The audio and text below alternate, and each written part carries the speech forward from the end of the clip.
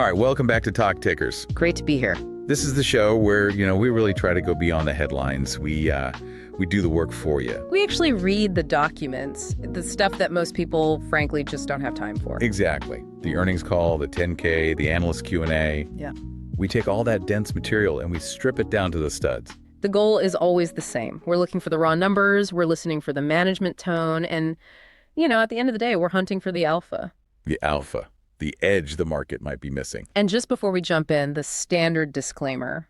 Everything we talk about today, it's all for informational purposes. Okay. We're dissecting a business, we're analyzing data. We are not giving you personalized financial advice. Please do your own homework. Always. Okay, let's get into it. Today, we're digging into a really fascinating corner of the market. We're looking at Washington Trust Bancorp. Ticker symbol WASH, WASH. And this isn't just, some run-of-the-mill regional bank. This is the oldest community bank in the entire nation. It's got a story, that's for sure. But we're not here for a history lesson. No, not at all. We are focused squarely on their Q4 2025 earnings review, which just dropped. And it's such an interesting case study because you have this historic institution trying to navigate what has been just a really brutal post-crisis landscape for regional banks. Brutal is the right word, but this print, it feels different. The whole setup going into the release suggested a change. A pretty significant shift, I'd say. Yeah, let's talk about that vibe check, because anyone watching the charts knew something was up. Oh, for sure. If you just look at the last month, WAH is up. What is it? Over 13%? 13.25%, yeah. Which is just, think about that. It's significantly outperforming the KRE, the main regional banking ETF. And crushing the SPY. And crushing the SPY. So the market was already sniffing something out. It was anticipating a good report. It was a classic beat and raise expectation. The whisper number was high. It was. Investors were looking for that proof point. They wanted to see that the turnaround in profitability wasn't just, a one-off quarter, but an actual trend taking hold. So what was the immediate reaction to the numbers? It was constructive, nothing explosive, but a nice, solid pre-market move, up about 0.66%. Which in this kind of market for a bank, I'll take it. You'll take green any day. And I think what the market is saying is, okay, you told us a story about a turnaround, and it looks like you're actually delivering on it. Right. And this brings us to the big thesis for today's deep dive. Mm-hmm. The narrative around Wash It is evolving. It's changing in real time. It absolutely is. For so long, this was a safety play, a defensive name. You bought it because it was stable and didn't do anything crazy. Boring, in a good way. Exactly. But this quarter, this print, it completely changes that narrative. This isn't just about safety anymore. This is a margin expansion story. From defense to offense. Yeah. Like that framing. That's it. They're actively pivoting from just protecting their balance sheet to actually going out and growing the business. And that's a very, very different value proposition. Okay, from defense to offense. Let's get into the scoreboard. Lay out the headline numbers that are driving this new narrative. They absolutely smashed it. There's no other way to put it. Let's start with the big one. GAAP earnings per share. EPS. What'd they do? The consensus on the street was 75 cents. Okay, 75. WASH delivered 83 cents. 83. Wow. Okay, so that's a more than 10% beat. 10.2% beat, to be exact. And, in the banking world where analysts usually have these models dialed into the penny, a 10% beat is a huge deal. It's a signal. Yeah. And was this just, aggressive cost cutting, or was the top line strong too? That's the key question. And the answer makes the story even better. This was a very high quality beat. Revenue came in at $59.25 million. And the estimate was? $56.38 million. So that's a 5.1% beat on the top line. So beating on both lines. Beating on both. But here's the number that really makes you sit up straight. Okay. Year-over-year growth. Revenue is up a staggering 20.4% from this time last year. 20%? Hold on. 20% revenue growth for a conservative 200-year-old community bank. I know. It sounds like a typo. It sounds like a tech stock growth rate. How on earth are they pulling that off? It all comes down to the core engine of the bank, net interest income. The NII. That's up 24% year over year, which brings us to the most critical, the most watched, the holy grail metric for any regional bank right now. The net interest margin. The NI.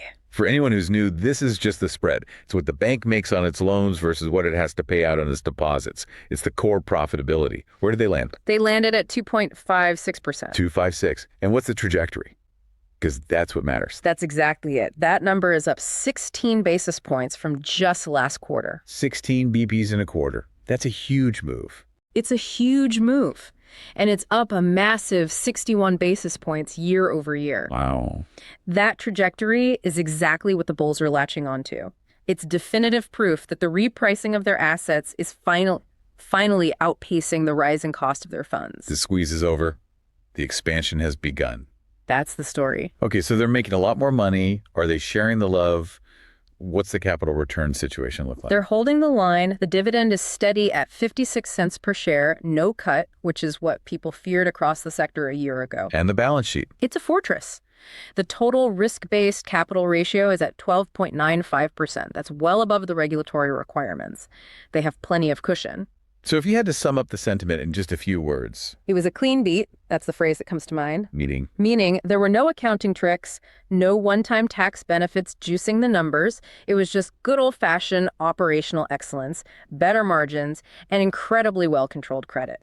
Okay, I want to unpack that because you mentioned the margin expansion, and I know from reading the call transcript, there's a very specific, almost technical reason this is happening. It's not just hope, it's math. So let's dive into part one of our analysis, the margin expansion story. This is really where the bull case gets its legs. If you like the nuts and bolts of how a bank actually makes money, this is fascinating. Management didn't just say, we hope margins go up. They're explicitly guiding for higher profitability. And they gave a very specific reason why. They pointed to a single catalyst, a swap termination. Right, a swap termination. Now, break that down for the listener who might not be a bank CFO. What is an interest rate swap, and why is it good that one is terminating? So in simple terms, banks use swaps to manage risk. Imagine you have a portfolio of fixed-rate loans, but you're worried interest rates will go up, forcing you to pay more for deposits. You could enter a swap agreement to, say, trade a variable rate for a fixed one. It's a hedge. It's insurance against rate moves. A perfect way to put it. Washington Trust has one of these insurance policies, a specific swap agreement that is set to expire. It terminates at the end of April 2026. Okay, so the contract ends in April. What happens to the bank's P&L on May 1st? It's like a weight is lifted off their back. That hedge had a cost associated with it. When it terminates, that cost goes away and it immediately frees up cash flow. And they quantified this, right? Yes. The CFO was very specific. Ron Osberg, the CFO, laid out the math very clearly on the call. He said that this single event, just this contract expiring, will add 9 basis points to their net interest margin in the second quarter. Just boom.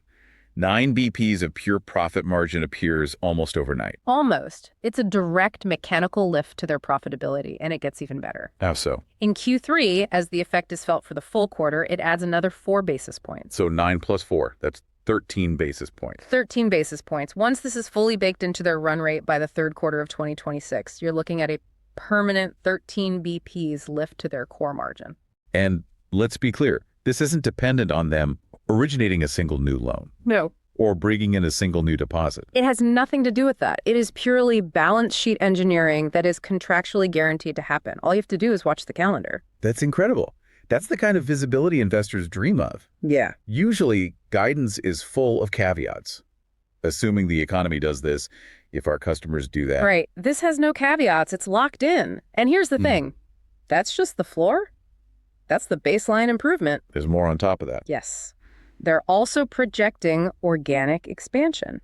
So separate from the swap lift, they told analysts to model in about 3 to 4 basis points of organic margin growth per quarter. Yeah, it's based on what? That's just their existing loans repricing at higher rates, assuming the Fed funds rate stays completely static. So even if the Fed does absolutely nothing for the rest of the year, they're still growing the margin organically. 3 to 4 BPs a quarter. So you stack these blocks together, you have the organic growth, and then you have the big 13 BPs step up from the swap termination. So where does that put them? What's the target they've put out there? Management's guidance puts the net interest margin in a range of 2.78% to 2.82% by the fourth quarter of 2026. Let me repeat that. They just printed 2.56%. Correct. And they're guiding to a range that tops out at 2.82% by year end. That is a massive expansion. It is the entire bull case in a nutshell. Profitability is mathematically locked in to rise and rise significantly. That's a powerful narrative. It really is. Here is the schedule for things getting better. Right. But as we said, they're shifting from defense to offense. Right. You don't play offense just by letting a contract expire. You have to spend money, you have to invest. Correct. And that is the perfect pivot to the other side of the ledger, the expenses. For the last, year or two, WS, like almost every other bank, was playing what we call deposit defense. Just trying to stop the bleeding, keep customers from pulling their cash and putting it into treasuries. Exactly. Bumping up CD rates, doing whatever it takes. Now, the posture has changed. They are actively spending money to grow the business. And the biggest signal of that was a major hiring announcement. The new A team, as I'm calling it. This is a classic talent poaching story, and it tells you a lot about their ambitions. Okay, lay it out. Who did they hire? They brought on a dedicated institutional C&I team. C&I stands for commercial and industrial. So business banking. Big business banking. Yeah. This is a 4-person team, all described as veterans with over 30 years of experience in the Northeast market. So these aren't kids right out of college. These are seasoned rainmakers. Exactly. And the CEO, Ned Handy, confirmed on the call that they came over from a competitor, Brookline Bank. Brookline. Okay, so this is a lift out. They took a whole proven team from a direct competitor. That's an aggressive move. It's a very strong signal. And you have to look at this team's specialty. Which is? They focus on what's known in the industry as meds and eds. Meds and eds. Healthcare and education. And nonprofits, yes. Hospitals, universities, large foundations. Now, that sounds specific. Why is that sector a strategic goldmine for a bank like Wash? It's all about the deposits. It is a deposit gathering strategy disguised as a lending strategy. Unpack that. Think about a big university or hospital system. They don't just need a loan to build a new research wing. They have massive operating accounts. Payroll for thousands of employees. Right. They have endowments worth hundreds of millions or even billions of dollars. They have huge, lumpy cash flows. When you win a meds and eds client, you aren't just getting one loan on the books. You're getting the entire banking relationship. The entire incredibly sticky banking relationship. You get their low-cost operating deposits, which are the cheapest funding source a bank can find. And crucially, there's a crossover into wealth management to manage those endowments. Ah, there's the synergy. So these new bankers are a Trojan horse for bringing in cheap deposits and new wealth management assets. Ned Handy said it explicitly on the call. I think the quote was, "These aren't just loans, they bring massive sticky deposits. It is a complete synergy play." And it's not just people, right? They're expanding their physical footprint as well. Yes, that was another sign of the shift to offense. They announced a brand new branch opening in Pawtucket, Rhode Island. Pawtucket. It's slated to open late summer 2026. And this is interesting because Pawtucket is a growth area for them. It's just north of Providence. It shows they're willing to put capital into bricks and mortar where they see an opportunity. Okay, but this all sounds expensive. There's always a but. There is always a but. Hiring a veteran C&I team and building new branches, that costs real money. I have to assume the expense line isn't looking as pretty as the revenue line. And you would be right. That is the catch. You have to spend money to make money. The CFO was very direct about this. He said to expect expenses to guide up. How far up? Approximately 6% quarter-over-quarter expense growth in Q1. A 6% jump in a single quarter. That's a hefty number. That'll get some analyst models out of whack. It is. The drivers are what you'd expect. Annual merit increases for the existing staff, rising medical insurance costs. But the big one is the payroll for this new, and I'm sure very expensive, team of rainmakers. Right. But management's argument, and I think the market is buying it so far, is that this is good cholesterol. Good cholesterol versus bad cholesterol. Explain that. Bad cholesterol is when your expenses are going up because you have to spend millions on regulatory remediation or fixing some broken IT system. It's dead money. It's spending to fix past mistakes. Precisely.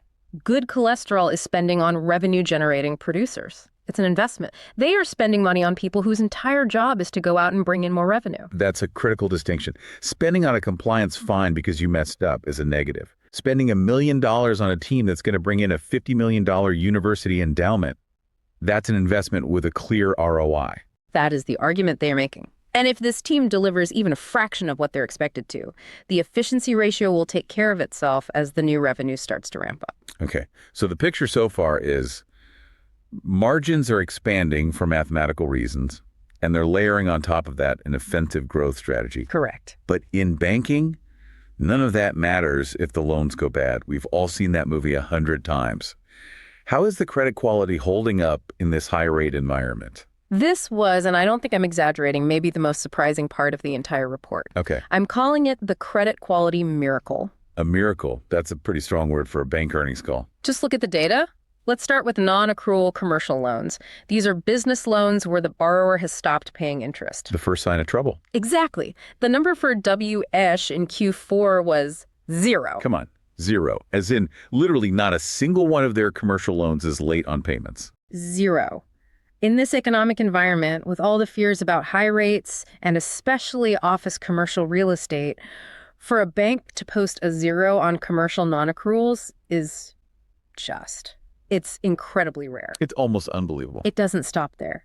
They had net recoveries of $160,000 in the quarter. Wait, say that again? Net recoveries. That means money they had previously written off as a bad debt actually came back to them. Yes. Most banks have net charge-offs, which is the money they lose on bad loans. WASH actually had money come back in the door. It's a negative number. So they're not just not losing money, they're finding money. It's just a sign of incredibly disciplined underwriting. And if you look at the total portfolio, total past due loans were only 22 basis points. The credit book is pristine. Well, I have to play devil's advocate. Please do. Every regional bank has an elephant in the room right now. And that elephant is a big, empty office building. Office commercial real estate, the CRE bogeyman. Did analysts press them on their office exposure? Oh, absolutely. They had to. There was a specific question from an analyst about a $6 million classified office exposure. Okay. Classified is bank speak for we're watching this one very, very closely. But because it's on their watch list, it has some issues. So $6 million.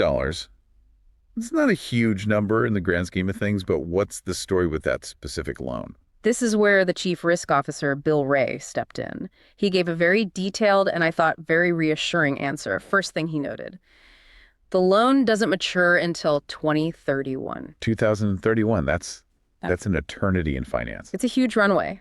It gives them and the borrower years to work things out, to find new tenants, to reposition the property. There's no maturity wall coming up that would force a fire sale. Okay, that's a big mitigating factor. What about the building itself? He said occupancy is in the mid-40s. Not great. It's not great, but he was quick to add that it is rising. They're signing new leases. And this is the most important part. The sponsors, the investors who actually own the building, are committed.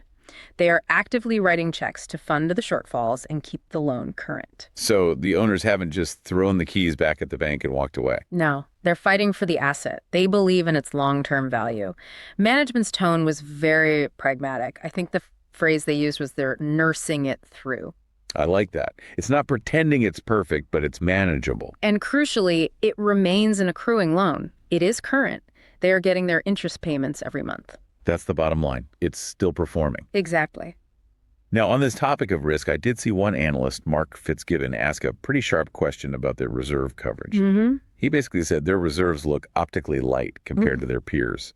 He was asking, are you guys setting aside enough money for a rainy day? It was a very fair question, and it's one that comes up a lot for WASH.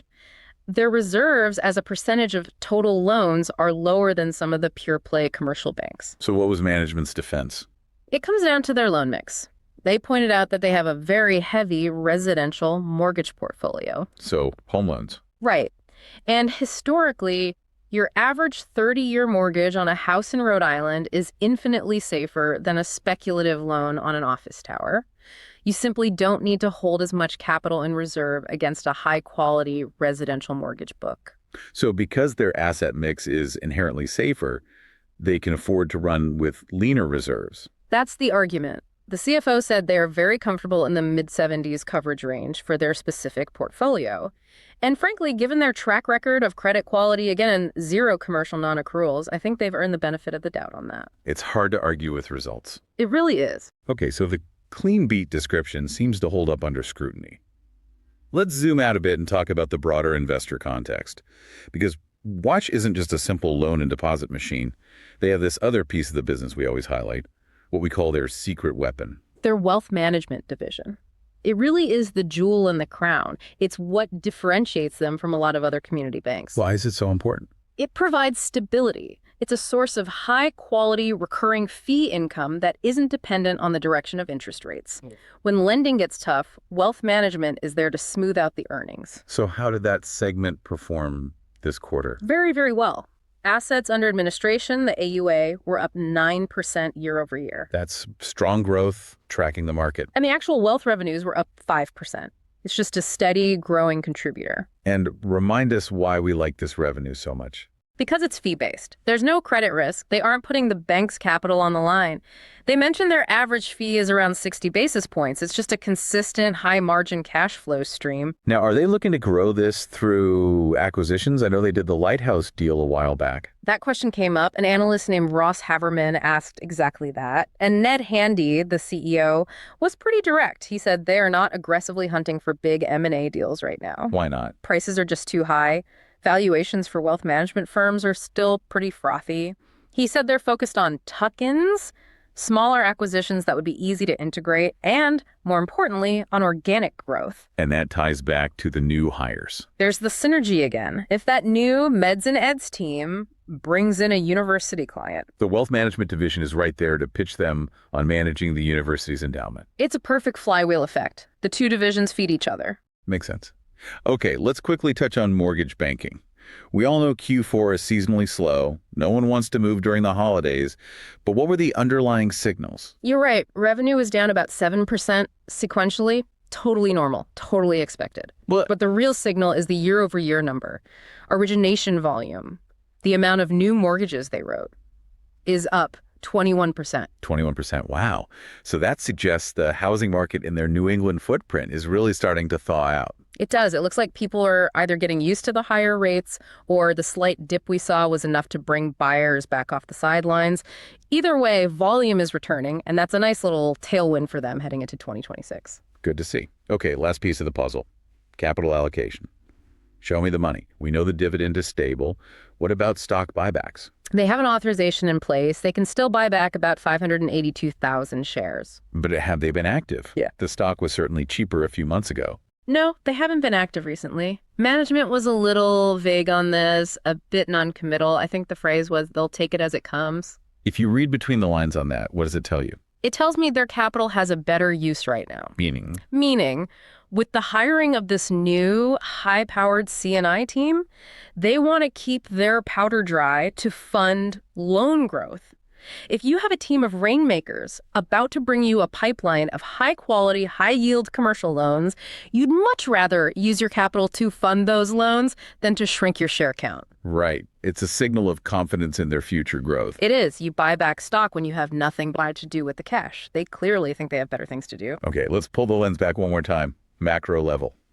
If Washington Trust is a kind of bellwether for the healthier regional banks, what is the message the sector should be taking from this report? I think the message is that the tide is finally turning. The liability sensitivity pain that absolutely crushed these banks in 2023 and 2024 is now flipping. Explain that flip. For 2 years, their funding costs, what they paid on deposits, were screaming higher while the yield on their old loan portfolio was stuck at lower rates. Their margins got squeezed. Now, as those old low-rate assets mature and get repriced higher, and as hedges like the wash swap expire, that headwind is literally flipping into a tailwind. So the worst is in the rearview mirror, at least for the well-run banks. For a bank like this, it certainly seems so.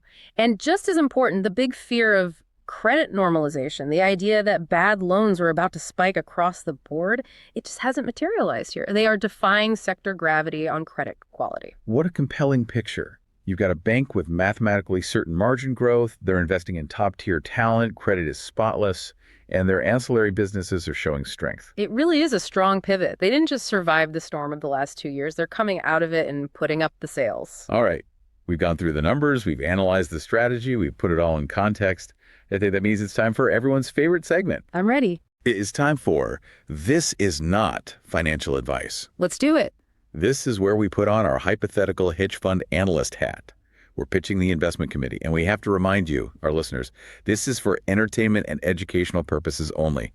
Do not bet the mortgage on this. Please don't. But if you were to pitch an outrageous but plausible trade idea based on this earnings report, What is the pitch? Okay, I am calling this trade the swap pop arbitrage. The swap pop arbitrage. I like it. It's catchy. Break it down for me. So here's the entire setup.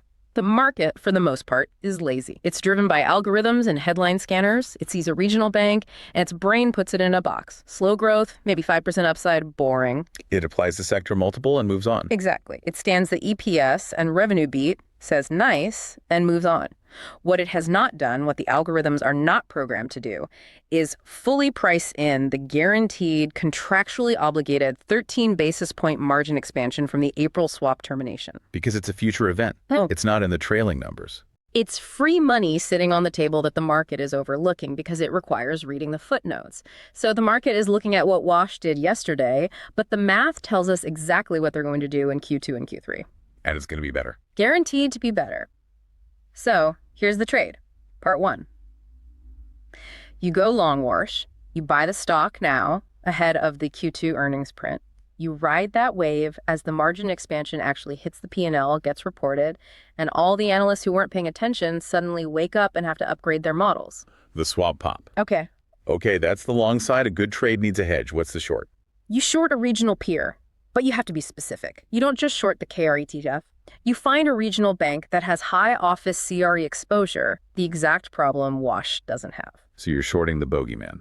And crucially, you find one that has no derivative hedge benefits rolling off. You want a bank that is still feeling the full pain of that liability sensitivity squeeze. I see. So you are buying the bank with the mathematical tailwind, and you're shorting the bank that is still stuck fighting the headwinds of 2023. It's a classic pair trade. You're neutralizing the overall sector risk. If the Fed does something crazy and all banks go down, your short protects you. If the economy rips and all banks go up, WH should go up more because of this idiosyncratic catalyst. Okay, that's the trade. It makes sense. But there's always a kicker. What's the kicker that makes this outrageous? The kicker is the Brookline Poach, the new CNI team. The rainmakers. The rainmakers. With this trade, you are buying the margin floor. You're paying for that 2.82% on IM, which is already a good deal. But you are getting a free call option on the performance of this new all-star team. A free option on growth. Completely free option. If that new team, and they are known producers, lands just 2 major university or hospital endowment accounts by the late summer. Just 2. Just 2. The low-cost deposits that come with those accounts would plummet the bank's overall cost of funds. Suddenly, that 2.82% margin guidance looks incredibly conservative. You could be looking at 2.90%, maybe even higher. The whole earnings profile of the bank changes. So to summarize the trade, you're buying the mathematical certainty of the swap pop with a free lottery ticket attached that the new hires could hit a grand slam. That is the trade. You are buying certainty, and you're getting the growth potential for free. It is hiding in plain sight in the earnings call transcript. The swap pop arbitrage. I love it. It makes almost too much sense. It's right there for the taking. Well, there you have it. A really fantastic deep dive. Washington Trust Bancorp delivered a clear beat and raise. The margin story is math, not hope. The expenses are going up, but for all the right reasons. And the credit quality is cleaner than a whistle. And that swap expiration, it's a ticking clock. But it's a clock that's counting up to higher profitability. Markets are efficient, but as you said, they are not always perfect. It takes doing the work to find the alpha. That's the name of the game. And that is a wrap for this deep dive on WABI-OWESH. If you enjoyed this breakdown, if you found it useful, do us one small favor. Rate, review, and tell a colleague or a friend about Talk Tickers. The more smart investors we have in this community, the better the conversation gets. Now go find that alpha. We'll see you next time.